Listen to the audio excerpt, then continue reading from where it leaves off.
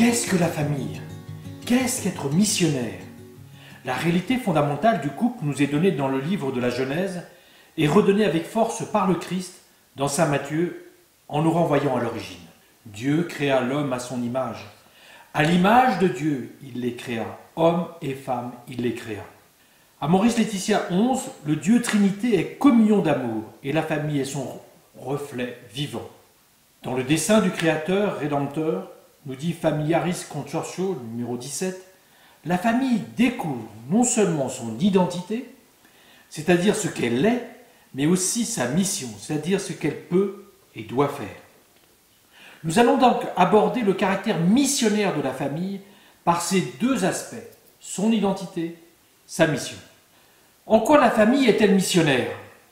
Dans le sacrement du mariage, l'homme et la femme, créés à l'image et à la ressemblance de Dieu, reçoivent la grâce particulière pour s'accueillir, pour se donner l'un à l'autre, mais aussi pour transmettre l'annonce de la bonne nouvelle du salut. Le couple chrétien est plus qu'une image, mais une icône dans la mesure où il peut laisser transparaître ce qui les unit. C'est pour cela que l'Église réaffirme aux époux chrétiens la valeur du mariage comme projet de Dieu, comme fruit de la grâce. À la différence de tous les autres sacrements qui sont des sacrements personnels, les époux, en se donnant, reçoivent un sacrement relationnel. Le sacrement du mariage est donné à la relation, qui est le signe visible de l'union entre le Christ et l'Église. À Maurice Laetitia 72, le mariage est une vocation, en tant qu'il constitue une réponse à l'appel spécifique à vivre l'amour conjugal comme signe imparfait de l'amour entre le Christ et l'Église. Le couple est donc au cœur du don de la relation entre Dieu et l'humanité. Il est porteur de cette relation et participe ainsi à le révéler au monde. Les époux sont appelés à cheminer pour comprendre et approfondir cette bonne nouvelle. La famille missionnaire devient prophétique. Il est providentiel et prophétique, nous dit le cardinal Ouellet, que le Concile Vatican II ait réaffirmé la valeur du mariage et de la famille au moment où la société engendre progressivement une crise anthropologique sans précédent. Anticipant la gravité de cette crise, le Concile a initié une nouvelle évangélisation du mariage et de la famille, en repartant du Christ et en dévoilant la beauté de la famille en tant qu'Église domestique. La pastorale de l'Église est encore loin de mettre en œuvre la proclamation de l'Évangile de la famille, comme c'est demandé dans le Concile, puis relancé dans Familiaris Consortio et répété tant de fois dans Amoris Laetitia. En étant consacrés, les époux édifient le corps du Christ et constituent une église domestique. Ces petites églises où chacun est appelé 24 heures sur 24 à vivre le don réciproque et l'attention aux plus faibles. Nous savons que dans ces églises domestiques, l'amour de Dieu est présent. Jésus est présent.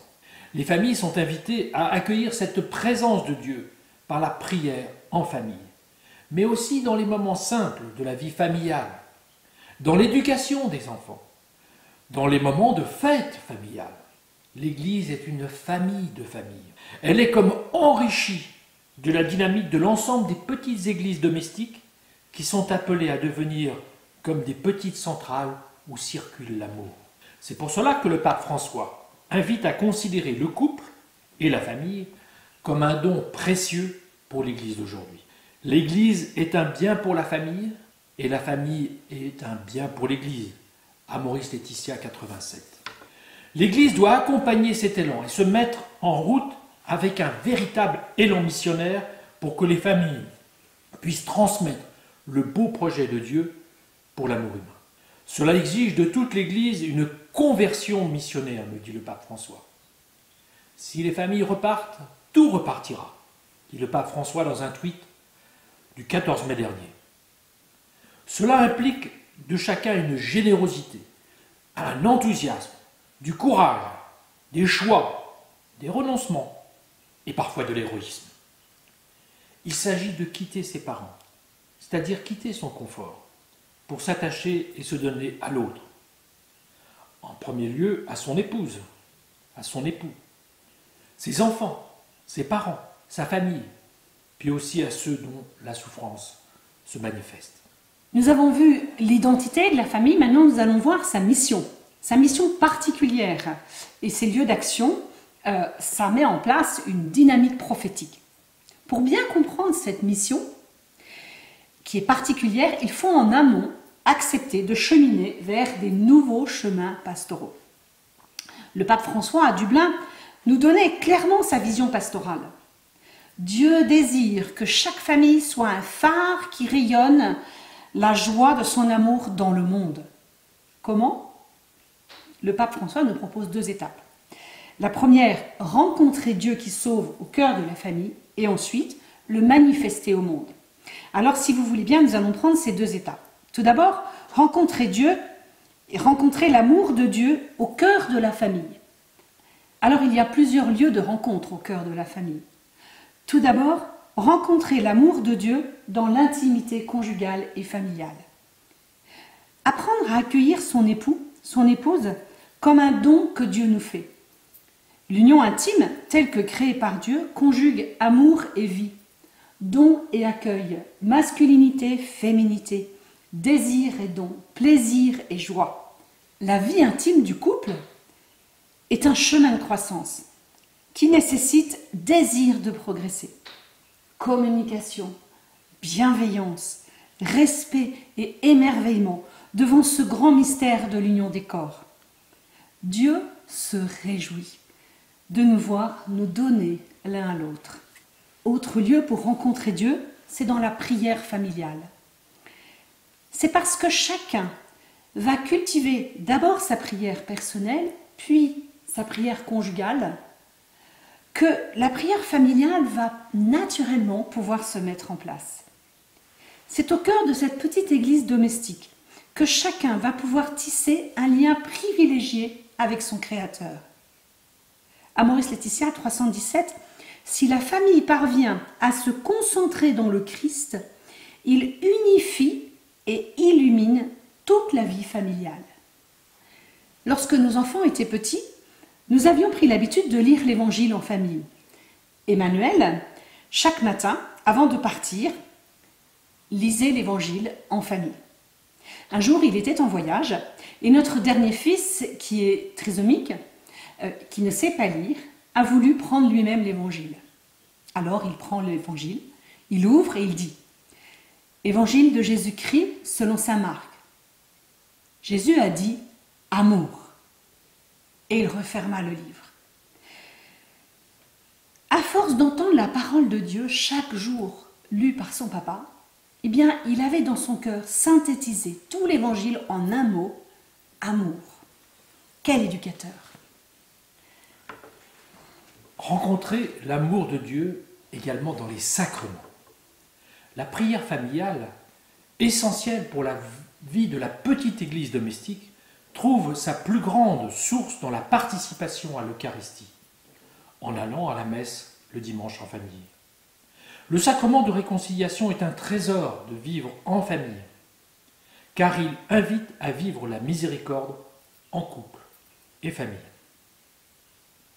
Nous avons pris l'habitude d'aller nous confesser en famille.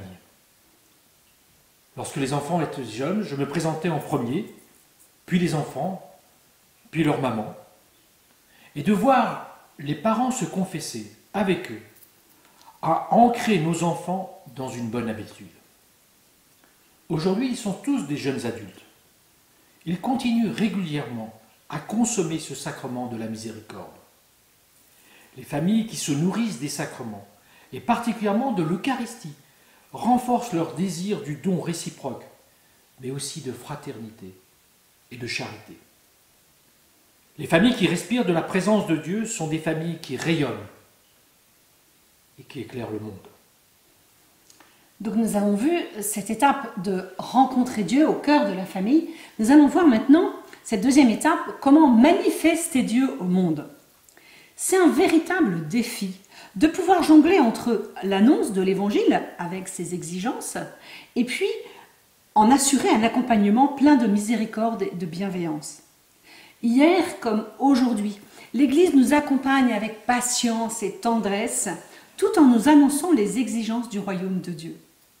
Alors pour manifester Dieu au monde, le plus simple, c'est de proclamer l'évangile de la famille. Alors qu'est-ce que c'est l'évangile de la famille? L'évangile de la famille, à Maurice Laetitia, numéro 63. L'évangile de la famille traverse l'histoire du monde depuis la création de l'homme à l'image et à la ressemblance de Dieu, jusqu'à l'accomplissement du mystère de l'alliance dans le Christ à la fin des siècles avec les noces de l'agneau. C'est tout l'histoire du salut. L'évangile de la famille, nous dit Maurice Laetitia, est une réponse aux attentes les plus profondes de la personne humaine, car il est une joie qui remplit le cœur et la vie tout entière. Pour être prophétique, la famille doit également manifester Dieu au monde, au cœur des paroisses. La paroisse, c'est une famille de familles. C'est la paroisse qui offre la contribution principale à la pastorale familiale. C'est le lieu idéal, la paroisse, pour que les familles soient attentives les unes aux autres et être ainsi des signes vivants de l'amour de Dieu pour chacun de nous. C'est aussi le lieu idéal pour que des couples plus expérimentés accompagnent des jeunes couples dans leur début de vie familiale. C'est enfin le lieu idéal pour que toutes les familles, même blessées, trouvent une place. Chaque famille doit se sentir aimée de Dieu. La paroisse est aussi appelée à être le lieu où les familles vivent une véritable croissance spirituelle, en étant nourries par la prière, par la beauté de la liturgie et par la dévotion de l'Eucharistie en famille.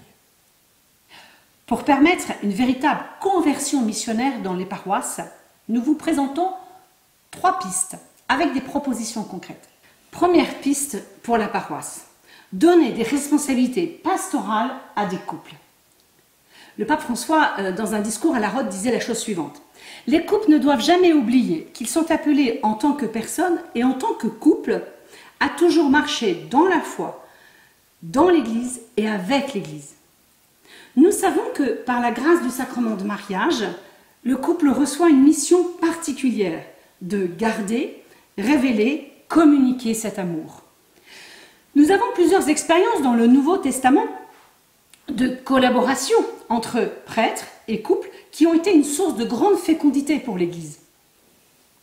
On s'aperçoit que, par notre expérience en paroisse, que des événements dans la vie paroissiale sont des occasions pour dire et redire que le beau projet de Dieu pour l'amour humain concerne chaque personne. Lors des célébrations de mariage, évidemment, mais aussi lorsque des personnes viennent demander le sacrement, le baptême, la première communion, la confirmation, et puis aussi quand on accompagne des personnes en fin de vie. Proposition concrète. Si des couples engagés, ayant une véritable vie sacramentelle, peuvent être présents en tant que couple à ces événements paroissiaux, ils participeraient à révéler l'évangile de la famille. L'histoire de l'Église montre combien cette synergie couple-prêtre peut être féconde pour la mission. Il est souhaitable que les couples mariés puissent, en tant que couple, soutenir le prêtre et avoir un rôle à jouer dans la mise en œuvre de la vision pastorale de la paroisse. Deuxième piste pour la paroisse. Envisager une catéchèse du sacrement de mariage. Cette catéchèse doit être proposée aux couples qui préparent le mariage, bien entendu, mais aussi aux couples qui ont déjà reçu le sacrement de mariage. Pour les couples qui préparent le sacrement du mariage, comment leur parler du sacrement si on ne connaît pas le Christ, si on n'a jamais fait une rencontre personnelle avec le Christ? Proposition concrète. Il est nécessaire de commencer par une annonce kérygmatique, avant même de parler de la relation du couple, et de proposer une véritable rencontre avec le Christ. Il est urgent de proposer une catéchèse sérieuse de préparation au sacrement du mariage. Alors, envisager une catéchèse du sacrement de mariage, donc pour les couples qui se préparent au mariage, mais aussi pour les couples qui sont déjà mariés. Dieu s'engage pour toute la vie à donner de l'amour aux couples, à donner l'amour dont ils ont besoin l'un pour l'autre. Par ignorance, certains couples vont rompre leur relation plutôt que de demander à Dieu de restaurer leur amour. Durant nos années de mariage, bientôt 35 ans cette année, il m'est arrivé 2-3 fois de ne plus ressentir de l'amour pour Emmanuel. Je n'aimais plus mon mari. Quelle souffrance, quelle détresse intérieure. Mais je savais dans mon cœur que le Seigneur s'était engagé avec nous le jour de notre sacrement de mariage. Alors, je me suis mis devant le Seigneur et je l'ai supplié de me donner de son amour. Je l'ai supplié que son amour remplisse mon cœur pour que j'aime Emmanuel avec un cœur rempli de l'amour de Dieu. À chaque fois, le Seigneur m'a répondu et mon cœur a débordé d'amour plus fort pour mon mari. Proposition concrète. Il faut dire et redire combien le sacrement du mariage est vivant. Chaque couple déjà marié, dans la prière, peut demander la grâce de retomber amoureux de son conjoint. Valoriser le sacrement du mariage en paroisse et avoir des temps de bénédiction. De même qu'il y a le jeudi saint pour fêter le sacerdoce. Il doit y avoir une journée dans la paroisse qui fêterait le sacrement du mariage. Troisième piste pour la paroisse, accompagner les familles au long des étapes importantes de leur vie. Plusieurs étapes. D'abord, accompagner pour éclairer les couples, pour éclairer leur cœur au moment de l'accueil de la vie. Les couples qui se donnent dans l'union intime en recherchant un amour ajusté et en vérité réjouissent le cœur de Dieu. Le pape nous disait en mai dernier: la famille naît de l'union harmonieuse des différences entre l'homme et la femme, capable de s'ouvrir à la vie et aux autres. Nous avons un message tellement fort, tellement fécond en matière de sexualité, qui peut être source de grande joie quand il est bien expliqué et bien compris. La vie est un don. Chacun est appelé à prendre soin de la vie dans la famille. Les familles qui savent accueillir le don de la vie sont à l'école de la gratuité et comprennent davantage la gratuité de l'amour de Dieu. Chacun des enfants est un don reçu de Dieu, un cadeau reçu de la grande paternité de Dieu. Cette filiation qui va se mettre entre les parents et les enfants va aussi révéler la filiation entre le Père éternel et chacun des enfants. Proposition concrète. Il nous faut développer des outils pour comprendre le message prophétique de l'Église en matière de sexualité, pour apprendre à aimer en vérité et découvrir combien amour et vie sont liés jusque dans l'intimité du couple. Autre étape importante où il faut accompagner les familles, c'est dans la période de l'enfance, de l'adolescence, de l'éducation. Accompagner les parents pour qu'ils puissent transmettre la foi dans l'éducation de leurs enfants. C'est à partir de l'expérience vécue auprès de Saint Louis et Zélie Martin, Sainte Thérèse disait mieux comprendre la tendresse de la paternité divine, qui la faisait exclamer qu'il est beau d'appeler Dieu notre Père. Le pape François nous propose dans Amoris Laetitia 280 proposer des outils aux parents pour qu'ils transmettent une éducation à l'amour, une éducation au don de soi. Proposition concrète. Il nous faut proposer des formations adaptées aux parents pour que leur couple et leur famille deviennent de véritables petits cénacles de prière. Redonner aux parents le rôle de premier éducateur en proposant des formations pour les accompagner dans leur rôle d'éducateur à l'amour. Par exemple, la plateforme Good Love qui vous a été présentée hier. Dernière étape importante pour la vie du couple et de la famille, c'est proposer dans la paroisse des temps et des lieux pour la mission. Le pape Benoît XVI nous disait en décembre 2011 « La famille est en effet la voix de l'Église. Les conjoints non seulement reçoivent l'amour du Christ en devenant une communauté sauvée, mais ils sont également appelés à transmettre à leurs frères. » Alors, accompagner les couples et les familles pour qu'ils trouvent la présence du Christ dans leur vie afin de rayonner. Les saints Louis et Zélie Martin furent avant tout de merveilleux missionnaires dans leur propre maison pour leurs filles, d'abord par leur manière d'être, ensuite leur manière d'agir, Leur vie sainte rayonnait la force et la beauté de l'amour de Dieu. Proposition concrète, accompagner les couples pour qu'ils puissent discerner leur appel missionnaire. Également proposer des missions à faire en couple ou en famille avec la paroisse. Pour conclure, papa, maman, grand-père, grand-mère, enfants, petits-enfants, tous, nous sommes tous appelés à trouver dans la famille l'accomplissement de l'amour, nous disait le pape François à Dublin. Le pape François nous invite donc à une véritable conversion missionnaire. Si vous cherchez Dieu, le plus simple serait de pouvoir regarder un couple qui s'aime. Déjà en 2015, le pape François nous invitait avec énergie à partir en mission en tant que couple. J'appelle les couples à la mission. Ils sont souvent mieux placés pour annoncer Jésus-Christ. J'invite les couples à s'engager davantage, de manière concrète et créative. Alors nous faisons 3 appels à tous les membres de l'Église.